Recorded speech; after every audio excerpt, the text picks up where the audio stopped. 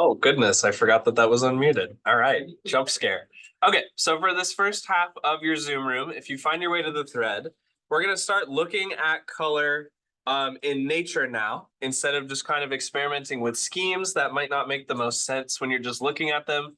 I have a brief assignment that I want us to spend the first part of our block day doing called 4.1 Inspiration. It's right here in your thread. Also, if you go to the modules, you'll notice that week 6 has both, it's supposed to have the project, so I will publish the project, but it's right underneath that Unit 4 color page, and it's got the color inspiration right on top. So since we're live, your phone should be away. I should have at least one headphone out so I know you can hear me, and then you can always check back on this a little bit later. So today's a regular flex day. Make sure that you check where you're headed after this spirit walk as well. But once you're concluded with that, we're going to look at this assignment 4.1, which is just color inspiration. So what I've provided here for you is something kind of like a worksheet that I'm going to show you how to set up and use real fast. I know you know how to do it, but I want to make sure that you're clear how I set it up so it makes more sense. But what you're doing here is looking for examples of color in nature. And there's a lot of different ways that you can do that. Start by clicking on this Word doc download right here. You'll notice that the name has spots for you to fill in your own name, period, project name, etc. And this is what the document looks like. So this first half, I'll show you what to look for here in a second, but just so you're aware of like the worksheet that you're finishing. This first half is gathering inspiration. I'm looking for two examples, right? There's a couple questions that come with these examples. They're the same on both sides. You just answer on the second bullet point here, like what drew you to this scheme or specific image, what grabs your attention, right? These questions don't make sense without putting something inside of these slots, and I'll show you how to use that. And then there's the same sort of slot set up where you'll submit a custom scheme that you create, and then if you want to leave some notes on these schemes, so you have a little document kind of thinking about how you could use this. Okay, so how to use this actual worksheet. If you click download, it's going to download it, obviously. It's got the default blank name right here. Hi, good morning. If you click on Save File, you can just put it in your OneDrive. Oh, that's first period, or first semester. Just put it in there. Doesn't have to be in a folder or anything. Just put it in there loose. It'll be in your download section. Click it. It should open it up in Word. And that'll get you to, let me turn off dark mode so it looks a little bit more like yours. So jump scare. There we go. All right, so this first page, this inspiration page, there's these little slots once you're allowed to enable editing where you can place your image and it won't goof up the formatting of your Word doc. But it's not making very much sense without an actual image to work with. So I have this really quick, some things that I want to show you. Nature has been around a lot longer than we have and graphic design has, right? We know this. Color in nature serves some very specific purposes depending on the goal that it's trying to achieve, right? So if you think about animals that have camouflage, the color relationship between their just fur or their feathers or their environment that they're a part of, that changes the way that these colors interact with one another. The same way that animals that are supposed to be like seen, if we stick with birds, for examples, the high contrast males for attention, right? They have a different use of color in nature than the camouflage birds do. So what I want you to start looking for is in examples of nature, whether that is in animals specifically or in environments specifically, I want you to be focusing on the color. So I'll give you an example with an animal and an example with a environment, and then you will find one of your own. So I'm just going to Google the word beach. I'm actually going to do Pacific Northwest beach. If I could spell.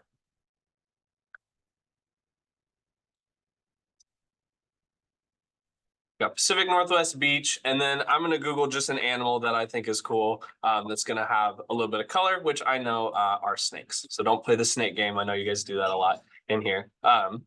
You can pick whatever animal you'd like. You can pick whatever sort of environment you like because we're just focused on the colors here. Okay, so these are definitely not PNW beaches. I just want something like this. Okay, so once I find some images that I like, let's do this one. Okay, I'm going to download these by right clicking and then going to save image as right here. I'll just put them in the same OneDrive. That's my 3.1 folder. I'm just going to save them in here. Nothing too serious about where to actually keep these files. Just save them as best you can. And then we're going to go back to Word. And if you click inside of each of these little slots, these are 1x1 tables. And then click on the insert button right up here. You can insert a picture from this device just straight into one of those sections so it won't mess up your formatting. So if we go to my OneDrive real quick, where did they go? There we go. We'll start with the beach one. Click insert, it's going to fill in that spot. And then we'll do the same thing down here. Click inside of the cell, insert tab, picture, this device, and then we'll put my snake image in here. Okay, so now I have two examples of colors in nature. What am I actually looking for here?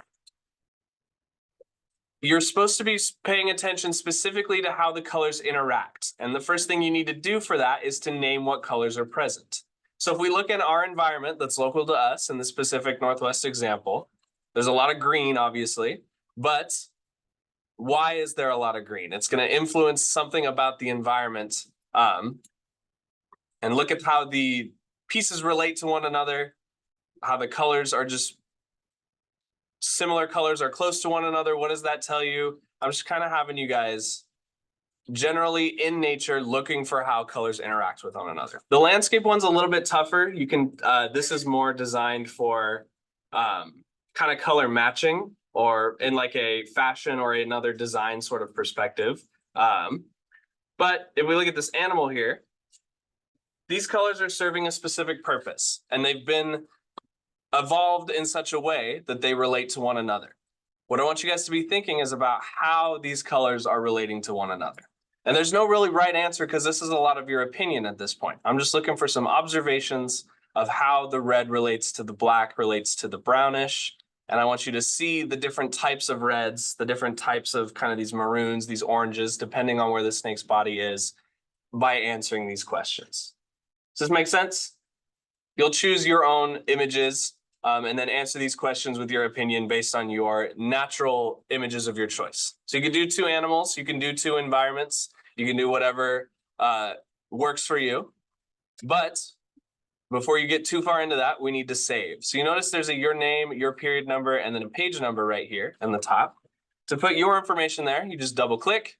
It's going to bring you into the word header, and then you can put your actual name. Benjamin Blakeney. You get my full government name today. And then this is, you can just put P1. And you click on the close header and footer, and then that's going to keep it consistent amongst all the pages. So you don't have to put it in every time. So that's the first half of this assignment, is just kind of answering these questions of opinion based on colors that you see in nature. And then the second half is inputting your own custom schemes from something like Paladin or coolers from yesterday. So I'm just going to go to coolers real quick and grab a very basic one. Start the generator. We'll just click the first one that goes export as an image this time. We'll call it 4.1 V1. Click export. Save that. OneDrive. Oh, that was loud. Let's go back to our Word doc here. Same thing, click inside the cell, insert, picture, this device, and then it should be, where did it go? Did I save it in the wrong spot? Hold on, sorry. Oh, I put that in 6th period. Okay. Whoops. Where'd it go? There we go. All right. So sorry, hold on. Pretend that I put this in the correct folder because I swore that I did, but that's fine. Okay, Control V. All right, go back to Word. There it is. Click insert, and it's going to fill out the slot just so that you have record of these. You have record of the schemes that you're generating later on. And you can put notes if you'd like about what you might use this for, what you like about it, whatever. That's not required, but put them in the slots here so that you can save them for later. Okay, so finally, once you have all of your images kind of input into these spaces and the questions answered, you're probably going to want to save your work so that you can turn it in. If you go File, Save As, or save a copy, because mine's on like OneDrive, put it in Browse, OneDrive, Graphic Design 1. Man, I'm sleeping today. Graphic Design 1, it already got your name and project name on it. You'll just have to replace this with your information before you turn it in. So B Blakeney, P number 1. This is 4.1, 4.1 inspo, or whatever you want to call it. As long as it's got either the canvas number or the canvas name. And then this is version 1. Click Save. Got it. And you're good. Okay. So work on this for about 20 minutes or so, max. And then we'll get into the Zoom room once more to talk about the next stage of your actual project for this color unit, which is building some color wheels and then building a design with those color wheels. Okay. Thank you, guys. I'll be wandering if you have any questions. There we go. Okay. We're live for realsies. Okay, so I know you guys in the front group were waiting for the tech to be resolved, but since your Zoom room currently does not work, you should be locked into the projector as best you can. You can always go back and watch it again later. But since we're I'm getting through the breakdown of what I'm having you actually focus on for the start of your project, you should be listening and respectful to the students around you, not talking while we're live, so we can get into this. Okay, so I'm going to make my way back to announcements and then go to your thread. We're going to talk right here about project 4.2. So let me make that live real quick so that it shows up. I was in student view. Okay. Bless you.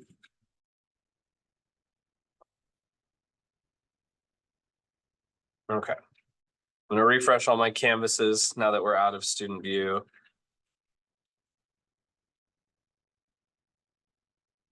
There we go. Okay, so project 4.2 introduction. So this should be available to you guys now once you refresh your canvas or once your internet decides that it wants to show up once again.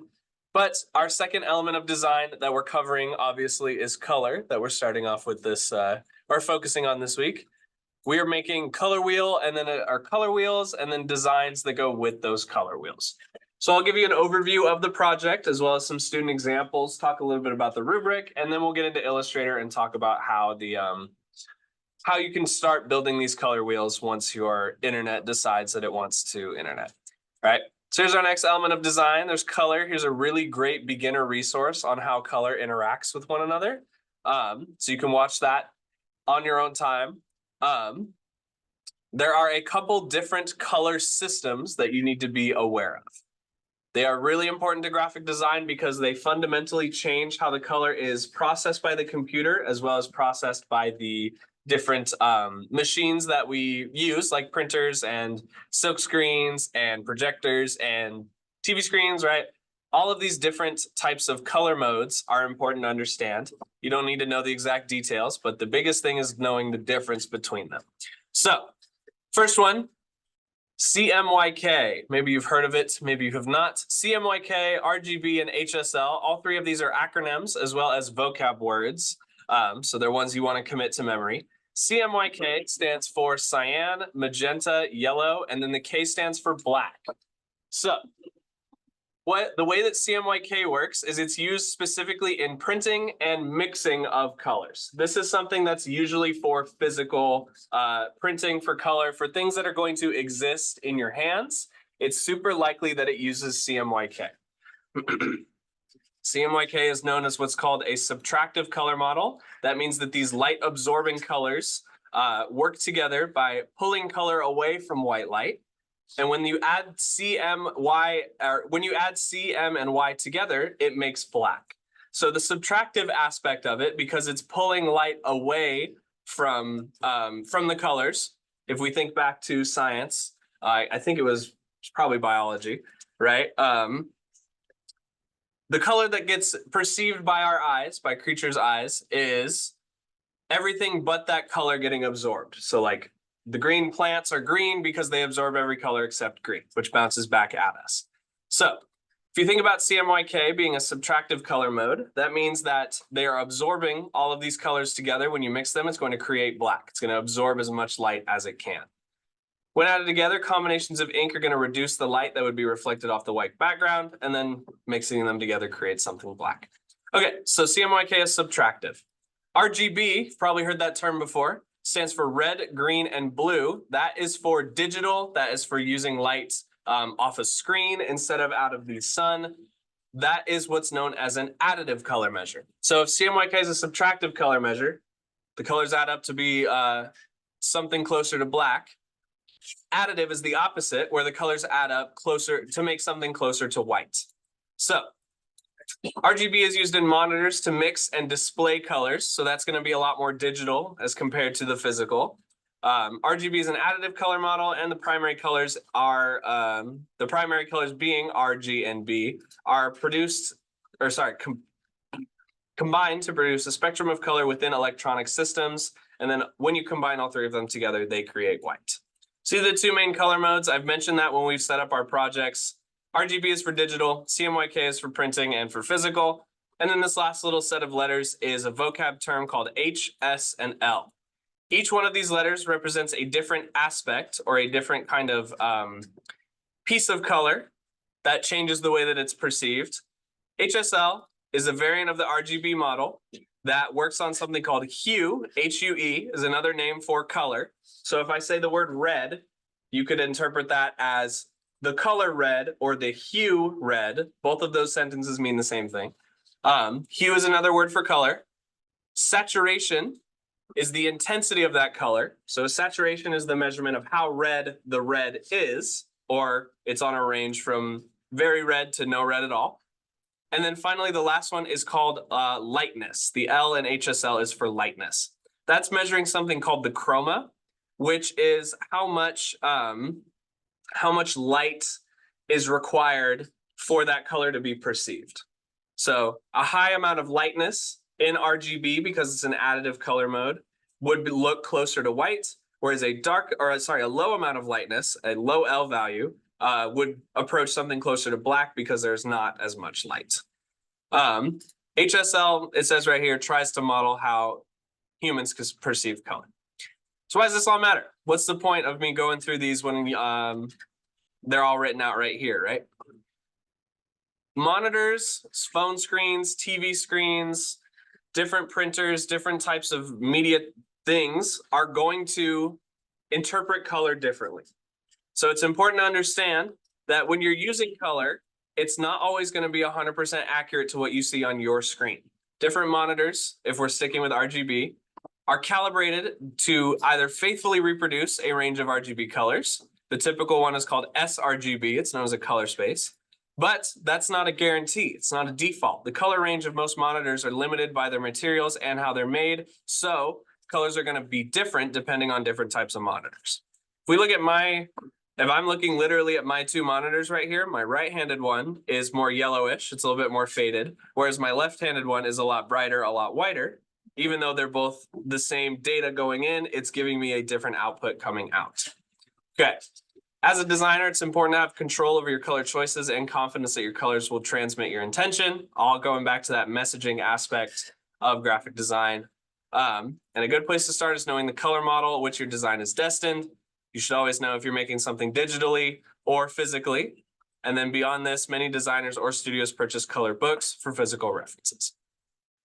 So I won't go through all of this, but we're going to be creating something similar to this bottom set right here, where we're building a color wheel, and then we're going to understand how to read a color wheel so that you can use it in the future of your graphic design careers. So these are a bunch of different examples of color schemes. These have different names. When I mention an analogous color scheme, like analogy, they're going to be similar or grouped together.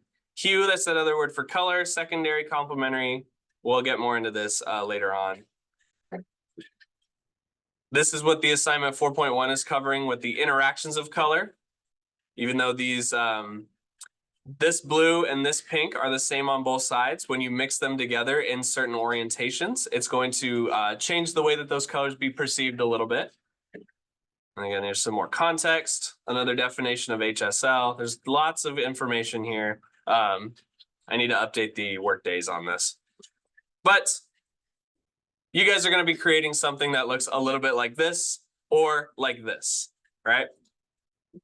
Lots of different options that you can go with this color wheel assignment, but we're going to start with this color wheel piece, and then you can choose to either make your own geometric or organic or a combination of the two designs that has a specific focus on interacting with color. Here's some video resources from Mr. Hendricks as well, if you ever need extra reminders or you want to see it in a different way, as well as some commercial samples that you could go over. And then these are some updated student samples from Mr. Hendricks's last year. We're going to be creating something similar to this. We might need a little bit more time than Friday. I can be flexible with this if we need a little bit more time, but you can go through and see there's a ton of different approaches you can take to have a really cool and really solidly designed color arrangement here. Okay, rubric is the same. My general rubric for the projects you've done so far. So there's 4-point ranges, which get detailed in the comments, and we can talk during Flex more if you have any questions about your specific level, as well as the correct file name and the peer review and critique process completed for a total of 10 points. Okay, information concluded. Let's get into Illustrator here and start thinking about how we can build up these color wheels. So again, since we're starting a project that's focusing on something a little bit different, or sorry, not a little bit different, but we're focused on a different project, we're going to do the similar sort of new file setup here. You can keep your letter 8.5 by, or let's do 8.5 by 11. You can find that by going to print and then letter. Make sure that it's set to inches. You want to click on this points right here, go down to inches, make sure that it says inches, 8.5 by 11 inches, inches. Always be checking for inches. Okay. Now, hopefully, at least a little bit, hopefully this color mode dropdown makes a little bit more sense with CMYK or RGB. Since we're not printing these files, these are RGB colors. We're going to leave the raster effects, the untitled, all that fun stuff. We're going to click create. Okay. Same type of Illustrator interface that we're used to. I'm going to close out of this. But there are a couple tools that I want to show off similar to the shape unit, because we're focusing on how these elements of design interact with one another. There is a panel right here that looks like a Hershey's chocolate bar or like a chocolate candy of some type. It's called swatches. It's right above the brush cup, and there are 2 other color resources that we'll get into later on here. But if you click on this swatches panel, yours probably looks more like this.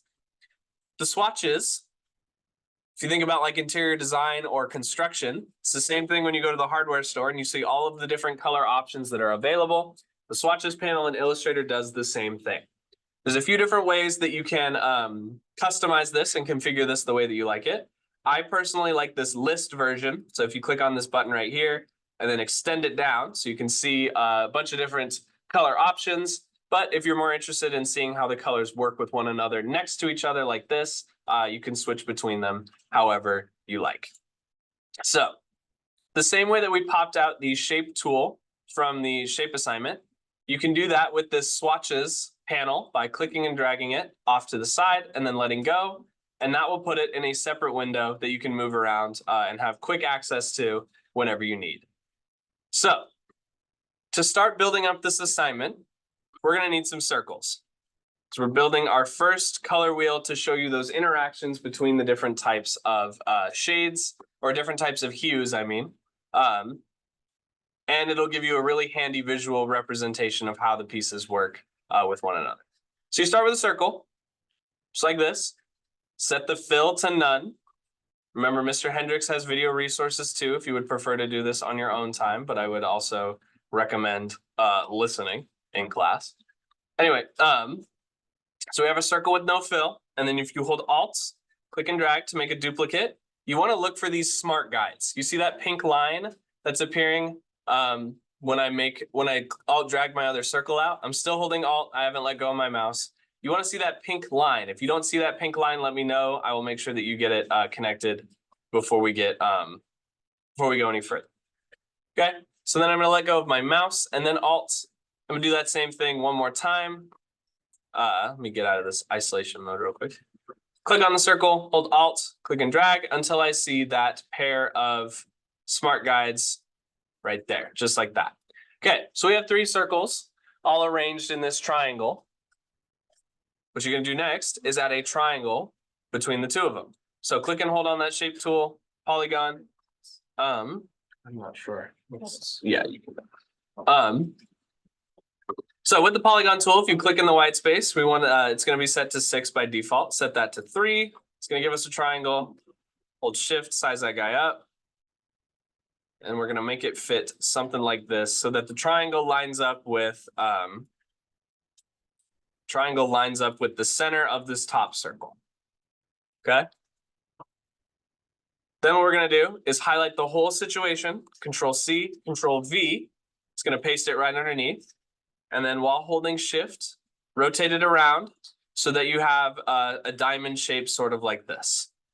We're not going to leave it in this diamond shape, but that will give you a mirrored version of these these interaction pieces, which we're going to overlap so that we can start building our visual for the color relationships.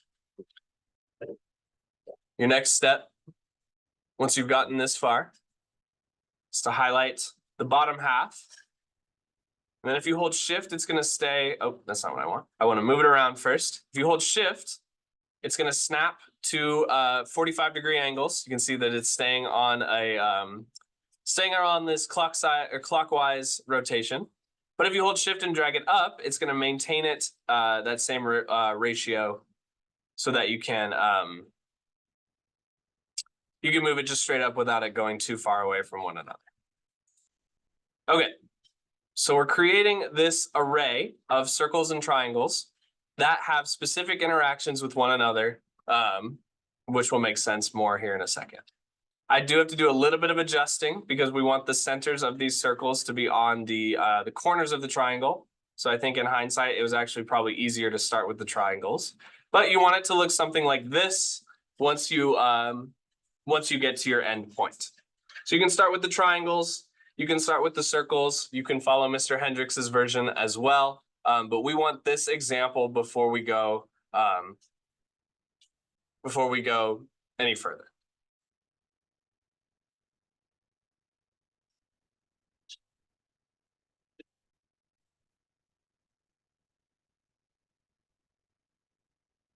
So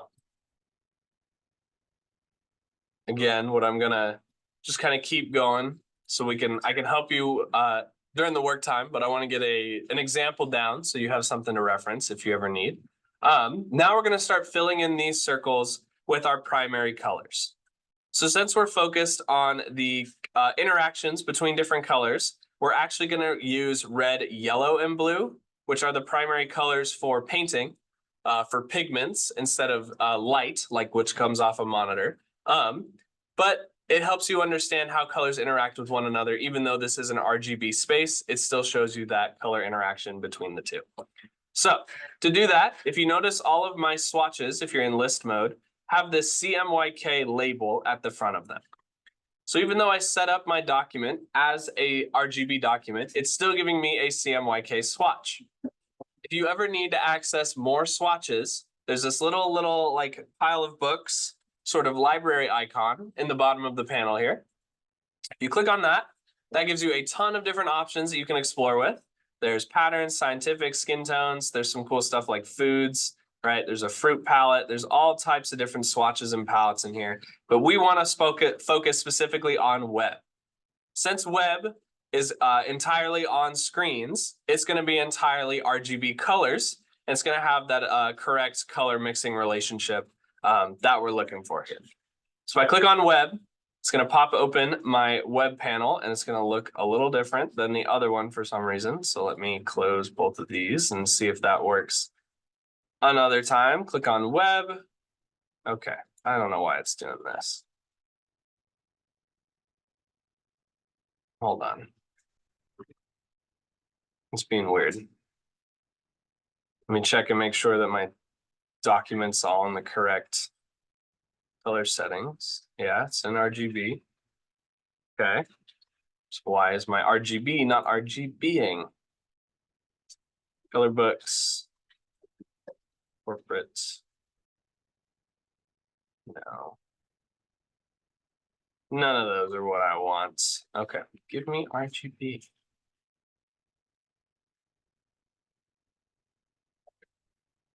Okay, art history. No.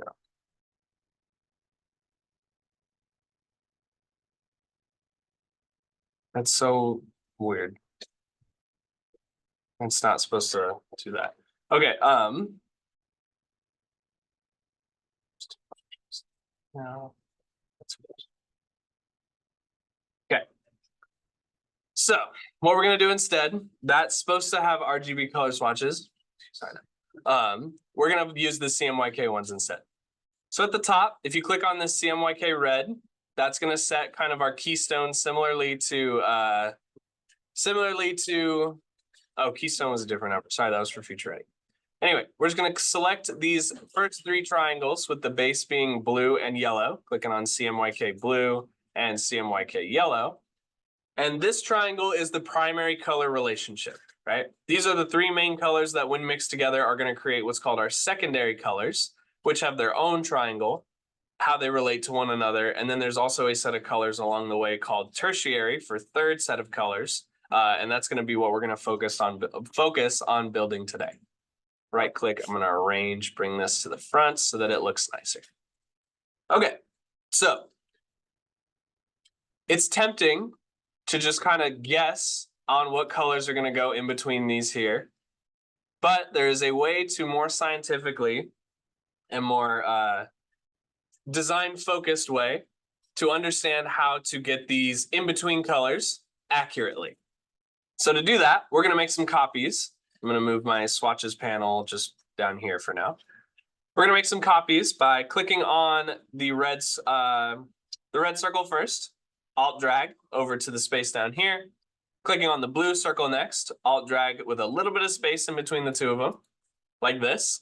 And we're gonna do something called a blend that's gonna mix the data information from these two colors together to get our second step along the way. If we're looking at this like a clock, our second step in between red and blue. So when you mix red and blue, if you think back to finger painting in kindergarten, or if you've taken studio arts to jump way to the other end, red and blue are going to make purple. We know that, but we want it to be an accurate purple that's interpreted correctly by Illustrator. So to do that, you take your selection tool, highlight both of those, and then go to Object. The Object menu is right next to Edit. Object menu is right next to Edit. You go Blend, Make, and it makes this red to black line with a little bit of kind of overlap happening here. But if I hover over this blend, you can see that there's a line connecting these two circles, but it doesn't have the purple that I'm looking for. It's because we have to configure the blend options once you've created a blend between two shapes in Illustrator. And you can do this with any shapes. You can do it with custom ones, paths. The blend tool is a really useful way to make these visually interesting sort of things. But we're going to use it to get accurate data and then use the eyedropper tool. So all that is to say, click on Object again after you've selected this new shape that you've built. If you go to Object and then Blend again, but you look at this third option right here. Oh, I lost it. Object, Blend, Blend Options. That's going to pop up your Blend Options panel, which we're going to click on Smooth Color, set it to specified steps, and then just put in the number 1. It's going to take 1 step to blend these two colors together and make a Venn diagram of the two of them. So when I click OK, that gives me a third circle right in the middle that is the correct RGB blending of this blue, or CMYK, excuse me, CMYK blending of this red and this blue. And what I'll do to get that information, since it's attached to these two, it's attached to this blend, if I resize it or I mess with it, they're all going to work together and they're not going to ungroup. What you can do is click on this circle in between red and blue, press I for your eyedropper, and then sample that. And then we're going to repeat that process for blue and yellow and red. So I'll click and drag a blue, I'll click and drag a yellow. We're going to go fast now, or faster, excuse me. Hover over those two, select those two, Object, Blend, Make, Object, Blend, Blend Options, set smooth color to specified steps, make it one step, click OK. The reason I'm going fast is because I'm going to say exactly the same thing for red and yellow. Okay. So make a copy of the two shapes, highlight both of them, object, blend, make, object, blend, blend options, change smooth color to specified steps, and set it to 1. Okay, now we have the intercolors, the secondary colors between blue and yellow and red, which we're going to sample for our color wheel by clicking on those, taking our eyedropper tool, V to get our selection tool, I to get our eyedropper tool. We have now built the startings of a color wheel that has these visual relationships between the two groupings. You can think of this like two triangles stacked on top of each other with the circles on the bottoms. You can start seeing how these colors are going to relate to one another. Purple relates to green, relates to orange, because these three are all secondary colors. Red relates to blue, relates to yellow, because these are primary colors, and then you get them by combining the colors together along the way to make this range of different options that you can work with here. So kind of sticking with the theme of this class of doing some setup at the beginning so that you have tools to access later on. We've now built a pretty solid basic color wheel that you can quickly reference for the standard hues, just like this. I'm sure we're still screen sharing. The standard hues just like this so that you can reference it whenever you need. So the last step on building up this specific color wheel is to add some circles in between even more circles so that we can get our tertiary characters. Not characters, I keep saying characters. Colors. Okay, so I'm just gonna alt click and drag a couple more circles around the outside here. Does not have to be perfect.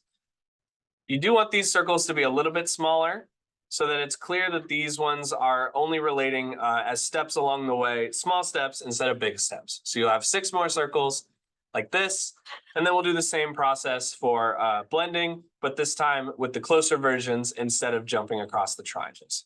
So I'm gonna just walk through this real quick.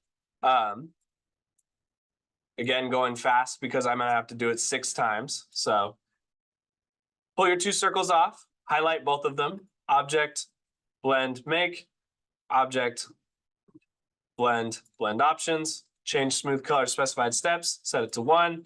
It's gonna have the range from purple to red, which is this kind of nice magenta color. And that will go right here in between those two, like that. Okay, so purple and blue, highlight both of them, object, blend, make, object, blend, blend options, change smooth color specified steps, set it to 1, click OK. Click on the color in between, eyedropper. There we go. And I'm going to do that 4 more times. So click and drag. Oh, my PC chugged a little bit. Okay, get those 2 lined up. Object, blend, make, object, blend, blend options, smooth color, specified steps 1. Okay, we'll do orange and or yellow and green now. Okay, object, blend, make, object, blend, blend options 1. What'd you learn in graphic design? I learned object, blend, make, and I learned object, blend, blend options. Okay. Just kind of pile these guys off to the side. If you need them later, you are always welcome to use them, but we're gonna have this color wheel that has a super nice range of object, blend, make, object, blend, blend options, change smooth color specified steps, set it to 1. Click on the color in between, eyedropper tool, sample, go on to the next. Okay, move this over here. And then finally, we're gonna mix orange and red. Just make sure you're always taking the middle of the blend with your specified step set to 1. Highlight both of those, object, blend, make, object, blend, blend options, set specified steps to 1, click OK, eyedropper, sample, click, done. Okay, we've now built. Now that you've done all that work, you will never have to do it again because you have the color wheel that shows the relationships between these colors that is blended by the computer instead of tried to blend by your eyeballs. So this is the first half of creating, or the first portion of creating your 4.2 color wheel assignment. We'll build one more color wheel on Thursday. I'll have a video for you to follow with the sub, as well as some extra resources that you might need if you have any questions. But you guys' job by Friday is to build up this version of the color wheel with the triangles so that you can see the relationships between the different aspects. And we have about 20 minutes to do that today with the remainder of our period. Okay, I'll process the Zoom room. I'll upload it. Hiccups, excuse me. So that you have access to this later if you ever need it. Okay, thank you guys for listening. This is a preview of what you should be working on once you finish up 4.1, so that you can have a tool in your arsenal for your graphic design future.